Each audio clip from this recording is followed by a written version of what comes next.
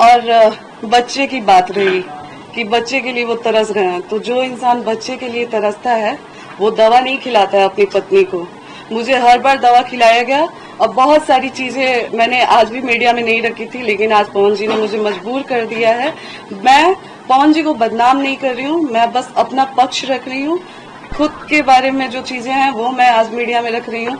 पवन जी द्वारा मुझे जब दवा खिलाया जाता था, उस चीज के विरोध में जब मैं बोलती थी तो मुझे इतना टॉर्चर किया गया कि मैंने स्लीपिंग पिल्स खा लिया था, नींद की गोली, उस समय उनके भैया रानू भैया जी थे और उनके टीम मेंबर में से दीपक भैया थे, विक्की जी थे। रात के 2 बजे वो लोग मुझे उठा के हॉस्पिटल ले गए और वहां पे मेरा इलाज हुआ। हॉस्पिटल का नाम मैं आपको दिखाती हूँ। कौन सी दवा देते थे ज्योति जी, बता सकती है क्या? जी वो जो गर्भपात का दवा खिलाते थे मुझे। और